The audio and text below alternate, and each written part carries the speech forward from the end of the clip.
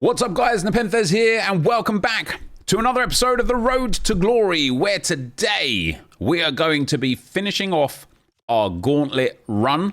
There's not a lot to do now, I just need 2 wins, so hopefully I can pick those up today. But yeah, we're going to finish off the ultimate gauntlet run, which will give us an 83 by 3, an 82 by 7, an 84 by 2, and of course an 85 by 2. And I'm going to build the Arsenal. I'm going to put the Arsenal players in once I've got these 2 wins. I'm going to put the Arsenal players in to Evo them at the same time. We've been given today, guys, another brilliant Evo, especially for the Arsenal RTG, by the way of the right-wing Dynamo. The bad news is we haven't packed Madueke yet, who this would be brilliant on. And although we could put it on Ethan Nwaneri, I already have his 85 rated card. I kind of feel like it would be a bit silly to put it on him. So we need to pack a Madueke from one of the packs today, which would be very good. Then it is going to be about grinding through my Rivals games. I haven't played much Rivals this week yet. I don't know why. It just didn't feel right. So I've only got 8 points, basically. And so I need 22 points. So there's going to be a lot of gameplay today, starting with the Gauntlet, then moving into Rivals, and then we will end today with our rewards from Rivals and our Gauntlet rewards as well. So let's get into the games. Right, guys, as we go into the gameplay, as I did mention, we've got the Gauntlet first, 3 games of Gauntlet, and then the Rivals games after. So we've got about 25 minutes of footage here, and I've picked up on a whole bunch more comments from yesterday. But first of all, I just want to talk a little bit about my experience on the game in this moment. So as you guys probably know, and could probably tell from my gameplay and my rants and my frustrations and my stresses and my near depression at times, it's been bad. I'm not enjoying this game, right? I don't find this game fun. There is something to be said for winning being fun. That is absolutely true. But for the most part, I've still tried to get better at this game because, first of all, I just have like a general standard that I want to kind of like live by. I want to be at least like Division 1, if not elite. I want to be hitting 11 or more wins in champs. I want to be able to win the tournaments, the Gauntlet. By the way, a free win in the Gauntlet. Are you out of your mind? That's insane. Yeah, I want to be able to win drafts, for example, and like just through like pride of the content, right? I don't want to show people gameplay where I'm just constantly getting my backdoors pushed in. I don't find that enjoyable, you don't find that enjoyable, and so on and so forth. And so there's something to be said for wanting to get better at the game for the sake of, like, professionalism, effectively. These games that you see today, so we got the free Gauntlet win. I do end up winning this game, which gives me the full Gauntlet wins. I won it twice completely, and then I got 2 wins, like a few extra times to finish it off. And then we go into Rivals, and I think I needed 22 points in Rivals. I got the streak points twice, but once was at the very, very end. I think I drew 1 game. No, maybe I lost that. I think I lost 1 game and won the rest of the games. And so I was then thinking about the question in my own mind of, did I have fun? Was it more enjoyable because I was winning? And the short answer is like, yes, but actually I didn't have more fun because I was winning. I was winning because I was having more fun. And I really want to speak through that kind of like experience, because I know the way I mentally play this game, it will be short-lived, right?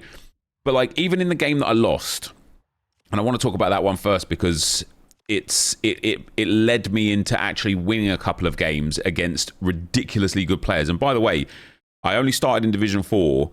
We ended in Division 3. This is the team that we used on the screen here, apart from 1 game where Matfoot Trading suggested that I used Nwaneri at right mid. That was the game that I lost, and after I subbed Saka on, he done bits. And you'll see here I'm playing with this Mateta up front. Mateta is delightful, by the way, but I kept coming up against players, by the way, kickoff goals. Yep, very cheesy, I know. I kept coming up against players in Division 4 that were either players that you clearly felt were good for Division 4 and were like Division 4 level players, like this guy. He just felt like a Division 4 player, right? He was good His mechanical skills were good, but he wasn't great. And I was like, fair enough, like, this is what I expect in this division.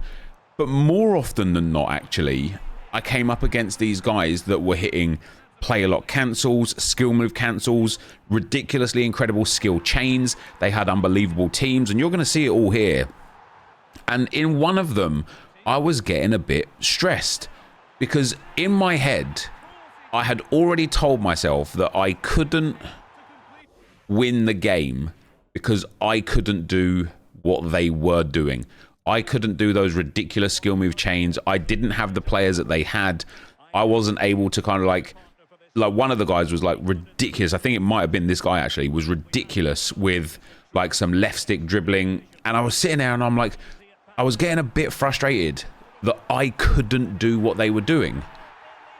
And I can't remember why. I don't like it. I don't know what it was that kind of like clicked in my brain.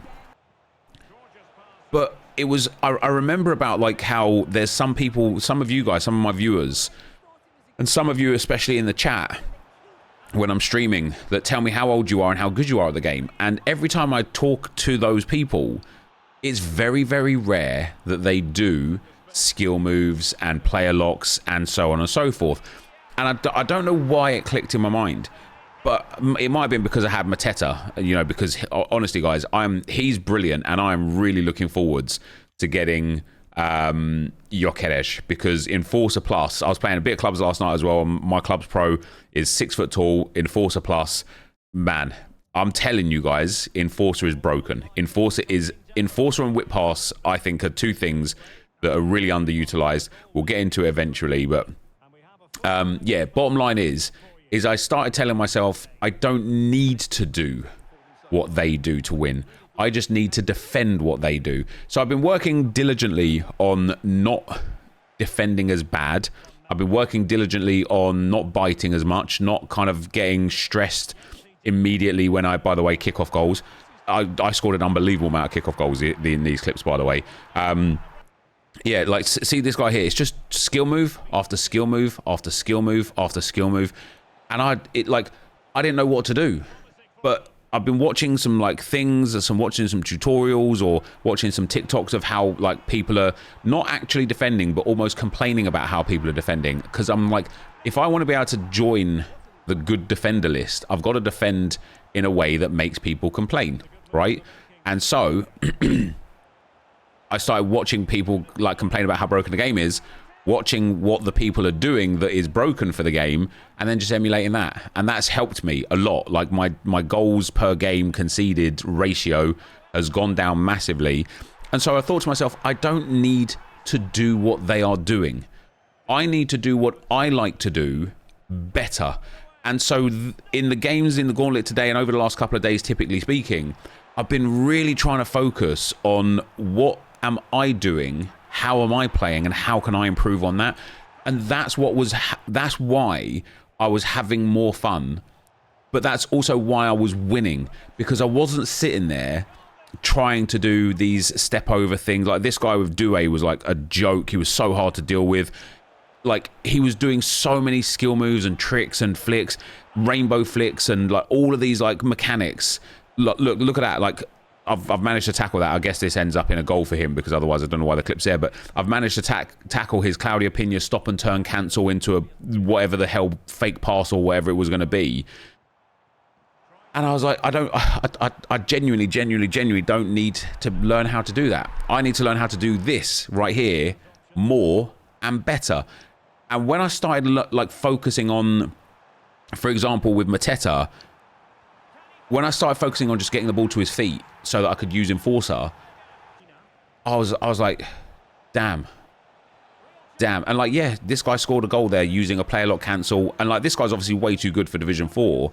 But I smoked him in the end because I just played the way that I wanted to play and started mastering and improving the way that I wanted to play in spite of the results. And because I tried that, and because I was working on that, because I've been doing that, the results ended up coming naturally. And so that's why it was more fun for me, not because I was winning, but because I was playing in a way that I wanted to play, win or lose. Now, obviously, doing this, I will probably hit a limit and reach a ceiling eventually. Maybe that'll be Division 3, maybe that'll be Division 2, Division 1, who knows. But I'm not going to deviate away from this way of playing now. I'm just going to keep trying to perfect it, keep learning where the players are every game, keep learning how well my players play every game, keep learning the ins and outs, the ups and downs, the benefits, the pros, the cons of my players, keep learning like some certain methods of different scoring. And then when I get to that level, then we can start introducing a few of the more mechanical things that might take me to that next level. So I just wanted to share that experience with you guys because I had a fun time playing these games today, which is crazy. I think it was like what 7 or 8 games of Rivals all in one sitting, and it was really enjoyable. And I thought to myself as I was playing this as well, my general standard of Champs opponent is less than my general standard of Rivals opponent, and I went like 6-1 or 7-1 here. So if I can maintain this style of play throughout Champs, maybe I can get up to 10 or 11 wins this upcoming weekend. I'm not putting that pressure on myself to do it, but maybe I can do it. With that being said, with that waffle being finished, we've got some comments from yesterday. Mikey says, I normally agree with your ideas, but people who don't play FIFA as their primary job can't get on every single day to play 4 games. And you are absolutely right. And a lot of the comments yesterday were exactly about that, about the fact that like the whole like idea that I had, which was just an idea I had in the moment, by the way, as well. But the whole idea that I had was about 4 games of Champs per day wasn't like such a great one because not everybody can play 4 games per day. Some people would only have like 1 day off to actually fit the Champs games in, and you're kind of like have to play all your games all at once. But I think like Finno replied to you to say, he says he started this idea with admitting this. It's an idea that could be adapted. Personally, it sounds way more rewarding, less stressful. So either way, whichever side of this fence you sit on, it was just one of those things where like I was kind of like talking about why I enjoyed the Gauntlet, why I enjoyed tournaments, and off the back of that, I think I miss a sitter here, by the way, guys. Yeah, look at that. Should be scoring out for 6-5. This guy was brilliant. And this is what I'm saying about, like, I ended up losing, would you believe? I tried to take him out there so he didn't have the counter. I fouled him. I won the ball back there. I feel like I should have had the ball there. I feel like he had an advantage. But either way, he ended up getting a goal. I don't know why it's like glitching out there, but he ended up getting a goal off of that free kick. And winning the game. But again, it was a really good comeback from me against a guy that was cooking me, and I settled down in that game and I was like, no, let me just play my way and let me just figure it out, and I did. But yeah, it was one of those things where I was talking about how I was really enjoying the Gauntlet. There's me scoring another kickoff goal, lo and behold. I was really enjoying tournaments, and I was just kind of speaking off the cuff on how I would like to apply that to Champs and Rivals. But yeah, you're absolutely right. Like, not everything will work for every person, and not everyone can sit there and play like a set number of games per day for sure. Tylo says they also changed Champs this year. Every win is now an increased in rewards. This has never been the case before. And I got the impression that Tylo was kind of like trying to counter my argument of like Champs being too anxious, too stressful. Like, even just the thought of playing Champs is like, honestly just tingles me inside my body. Just the thought of actually playing the Champs mode gets me so nervous straight away, like some weird anxiety. And it's not something that happens very much in my life for basically anything ever. But for Champs, I'm like, oh God, if I start and it's going bad, I'm just gonna have a bad weekend. Like, it's just a really unhealthy, like, a really unhealthy. Sorry, got a sore throat. A really unhealthy like experience with the game ultimately. And so I think Tyler was insinuating that Champs is way better now because you get a extra bonus per win. And whilst I do think that was much needed from EA Sports, I don't know why they ever had a situation where you got the same amount of rewards for like multiple different variants of wins.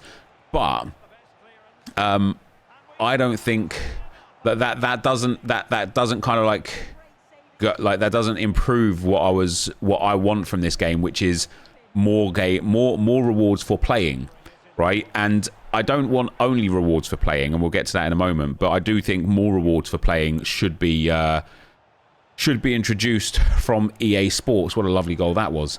The Fitness Vault says, Nep, I think the 4 games a day for FUT Champs is a bad idea. I like the fact that you get to control when and how many games you play, and I think it gives FUT Champs a dynamic you don't get in other game modes. Plus, I think your ability to manage games is also a skill. I would disagree with the last point there, but he says, my friend who's better than me finished on less wins because he's very hot-headed. He plays all his games on Friday and doesn't take any breaks or manage his mental fatigue.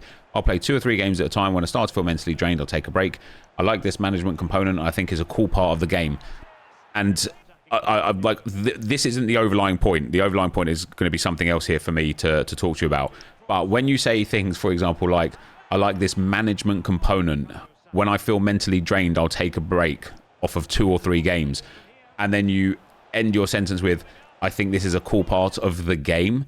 That is my problem. It is a video game to the point where you can only play 2 or 3 games before you need to manage your time and take a cooling break because you're mentally drained. That is a problem. I think that is a problem. And I think that is a big part of why the FUT franchise seems to be slowly dying out. Because people don't want that. People don't want to be mentally drained after just 30 to 45 minutes of playing this game, to the point where if they don't take a break, they are just going to have a bad time. People don't want that. I digress. Also, I think it's good for average players like me. I find matchmaking easier on Sunday and Mondays, whereas on Fridays, I feel like I play more of the sweats and top tier players. This makes me more encouraged to play the weekend league. Now I can still get wins and some easier games if I wait and space my games out. So fair enough that if that's like fair enough for your experience with it. I'm not here to tell you it's right or wrong or anything in between. But one thing that I do find is interesting, and see what I'm saying, guys, about me trying to learn the way that I want to play. Like, you've seen me put some whip crosses in now. I'm playing with a lot more enforcer movement, a lot more shielding on the edge of the box, a lot more into feet. Like, I'm just playing what I think a much better way. But the thing that you spoke on, the fitness vault, that I wanted to speak on was when you said the 4 games of champs a day for FUT champs is a bad idea. I sat and I thought, yeah, do you know, like, what I actually wish more than 4 games a day or 15 games in a weekend, I wish champs was just open from week to week, right? It opens at Friday at 7 p.m. And it closes on Friday at, let's say, 5 p.m. Literally during the promo week, champs opens. Now all of a sudden you've got 7 days to play all your games, and who cares?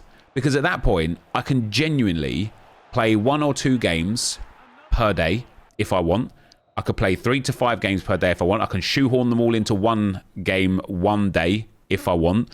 I can build my team throughout the week to keep improving my team, to try and improve my results if I want. I can work on Evos whilst I'm doing it every day if I want.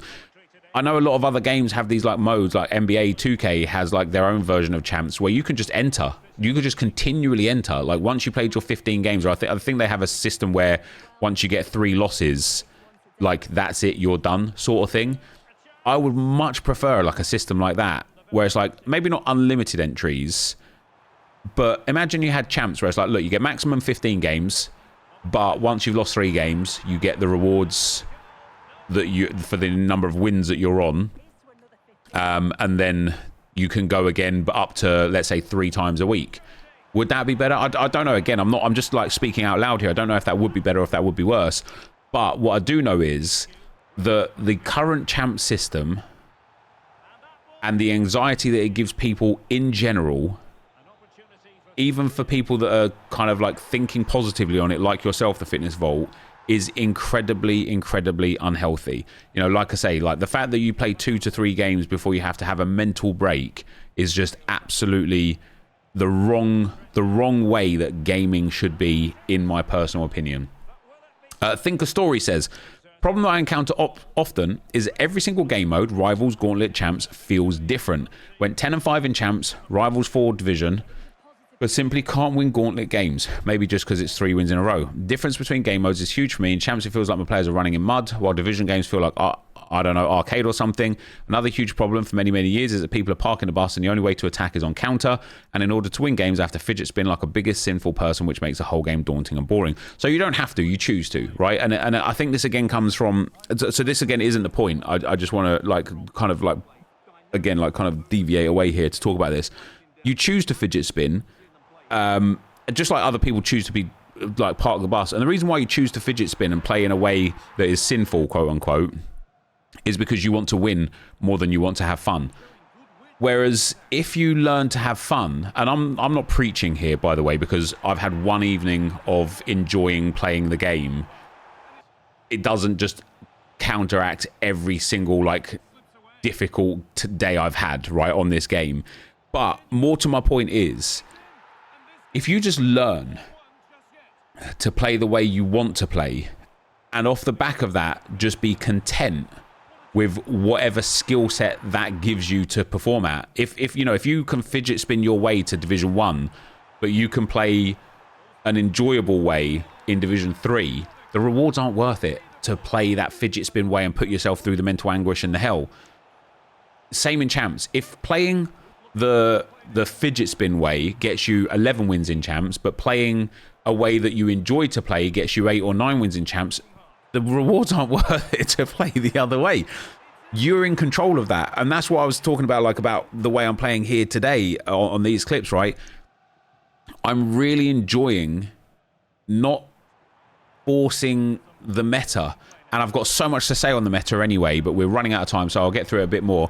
But one of the reasons why I picked out your comments, Thinker Stories, was actually because what you said about every game mode feels different. There are people that swear, and when I say people, I mean like pro players and super high level content creators that swear the gameplay is different in each mode. And I don't think it is. I would go as far as saying I know it isn't. I don't think EA could create different gameplay for different modes. I think it shows how much people rely on what they know and what they're comfortable with. When you play in a draft, you're playing in a new formation with new tactics and new players with new roles in new positions. And so, of course, you're not going to feel naturally comfortable with those players because you've never played with them before. I think people are experiencing that a lot in the tournaments and especially in Gauntlet as well, because you're being forced to use new teams. People don't know how to play with them because they can't just go and get their fan favorite Lamine Yamal or Omar Marmoush and do the exact same thing they always do every single game, and then maybe if they get a good reward, introduce one new player into the mix, which becomes like a lot easier to kind of like figure out. They can't just do that, so they've got to build a whole new team. And if they don't do their tactics right, or if they don't have the right roles or the right stats for the way they want to play, they suffer. And instead of saying, oh damn, that was a different experience because I had to use players I didn't use before, they say, oh, the gameplay's different in this mode, that's why I lost. And I just think it's hilarious that people get so set in their ways with the team that they play with that anything that's different must be the gameplay rather than the game player. Anyway, as always, I've waffled a lot. Cushy Pushy says, hi, Nep, been having a lot of success with Travellas. Might be worth giving them a go if you haven't already. So I've conceded a lot of goals to Demornay recently, who obviously has Travella Plus or whatever, Game Changer Plus or whatever. And I picked this comment out because, again, as you'll see here with me scoring this whip pass off of Saka to Trossard, and you'll see me score some banging goals. I think in this game particularly I scored an awesome goal with Mateta. I genuinely think the meta is not the meta, but it's the socially pushed, socially driven meta. And because I said this in another video, but I stand by it, because people don't have the time or don't have the care to actually figure out the way to play this game that's the best for them, they just emulate what people tell them is the best, even though if that isn't the best. And so I absolutely agree with you that Travellas could be very, very good. But people won't use them because low driven plus with Claudia Pina is the meta, when actually Travellas with Demornay might be the meta, or Travella with anybody else might be the meta. And so, yeah, I think lots of experimenting has to go on now this year for us to find our meta. For me, I feel like for my own meta, it's becoming more enforcer than anything else. And then, yeah, there was a few other comments there, like one from Mohammed, one from James, and one from Ian Lewis. I'm just not going to have time to get through them now because we've only got a couple of minutes left here. But as I said, guys, I wanted to kind of like talk at the start of this gameplay segment just about the fact that I had fun, even in those losses. You know, I lost one game 6-5 to that 90th minute goal. This is the goal, by the way. I love that goal, man. I love that goal.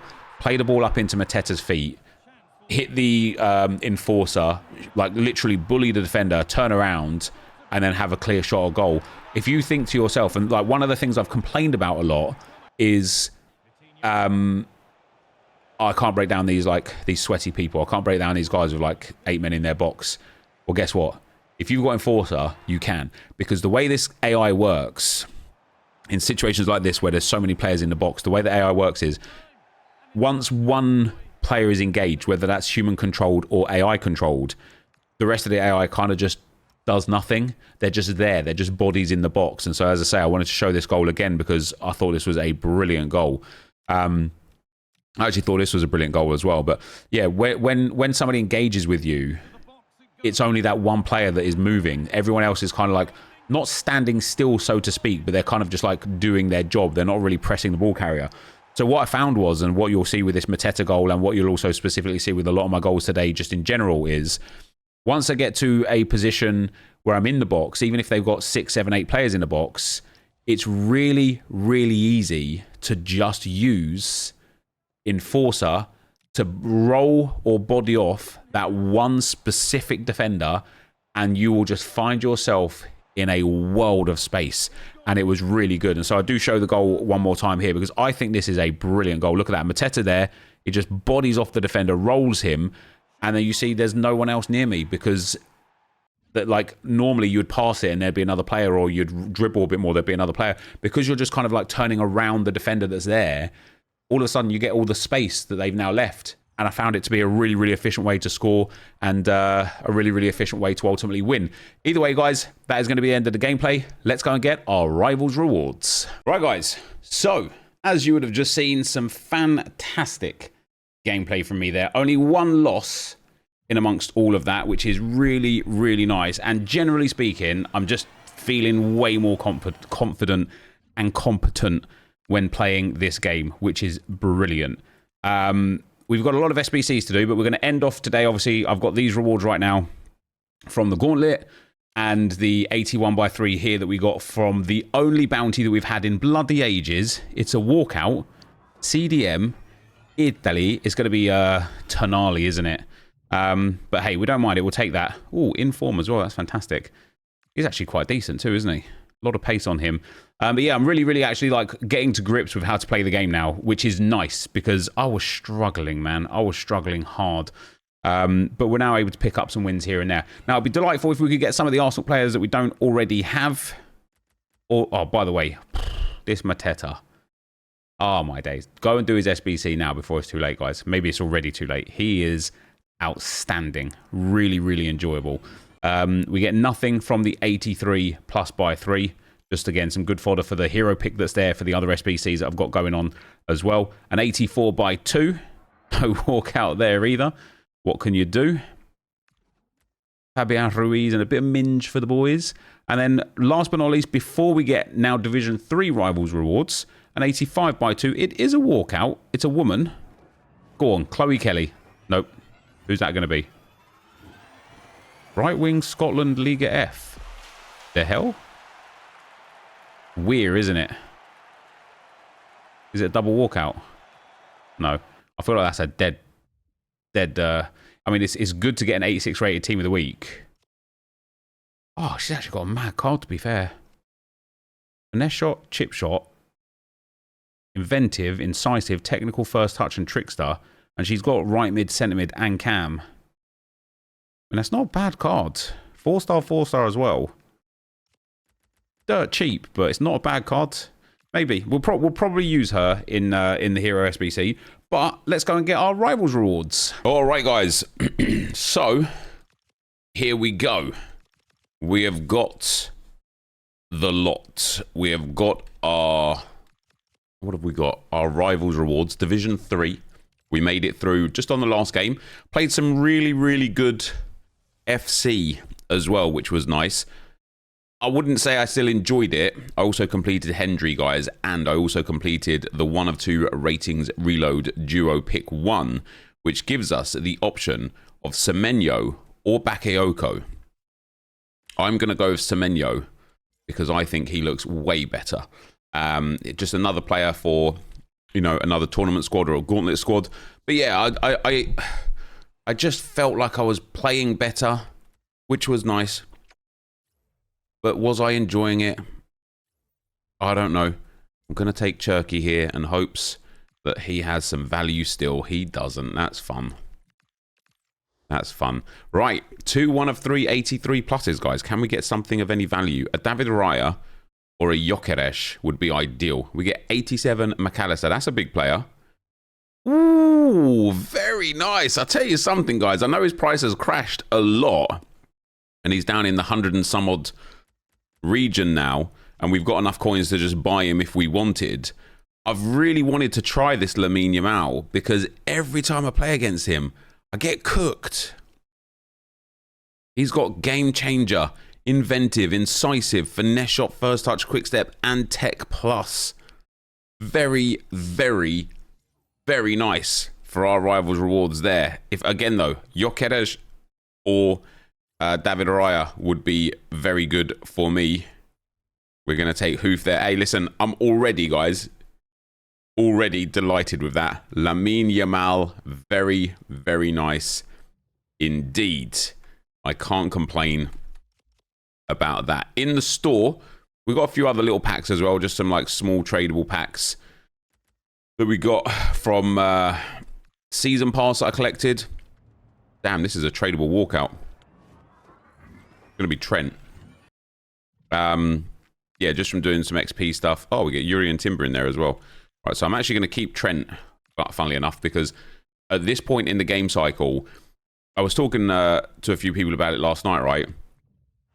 Coins, like cards just deplete in value still this year. Even though EA said that they're going to try and like make gold cards more valuable for longer and yada, yada, yada, killing the power curve, etc. You just see the price points. Gyökeres, when I bought him a couple of weekends ago, was like 220,000 coins. I sold him straight after for about a 10k loss. Now he's about 65, 68,000 coins. And it's like, damn, imagine if I held on to him. So I'm looking at my coins and I constantly sit there thinking, do I want to buy a player? And the answer is no, all the time. Because no matter who I buy, they are just going to go down in value. So I'm just going to keep banking my coins for SBCs and evolutions. And is it boring? Maybe. But do I think it's the best way to give me the best account going forwards? Absolutely, I do. And so, yeah, that's it in a nutshell. So that's why I'm not buying players, basically, guys. Because like a Lamine Yamal, like I said, like he's super cheap. He's super cheap. I could have got him for 200k, 180k or whatever to actually use him anyway.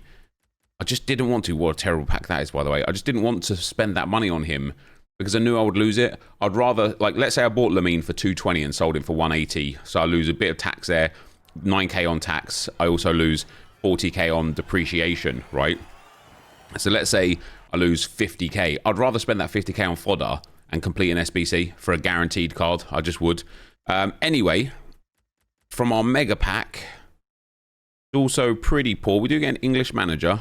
Oh wow, they've had their value increased from 5k max to 10k max. That's quite interesting. We'll keep all of that for now. This can all go. Does Ibrox Stadium sell? No, it does not. Does Grape Stadium? Nope, never mind. Some of them sell some of the times, guys. Not all of them and not all of the time, but certainly some of them, some of the time. And so that wasn't so bad, to be honest. No new Arsenal players, unfortunately, but a huge addition by the way of Lamine Yamal. It does take us back up to 342,000 coins and leaves me now on this Thursday needing to get some squad battles done. I don't know if I'm going to keep doing squad battles to Elite 1, guys. I was only doing it previously to get those icons, those silver icons done. I'm quite close to having those done without needing to do the full set now on squad battles. So it's very possible that squad battles just goes by the wayside now, just because even though it's only, you know, 18 games for some decent packs, that's a lot of, it's still like 4 hours, 5 hours sometimes worth of gameplay. And I just don't want to do it, basically. Just don't want to do it. But I'll make a decision on that as I go to get these last ones finished and work through them.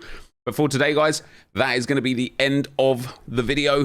So if you did enjoy it, be sure to leave a like, rating, comment, subscribe to the channel if you haven't already. And for now, guys, I'm out. Peace.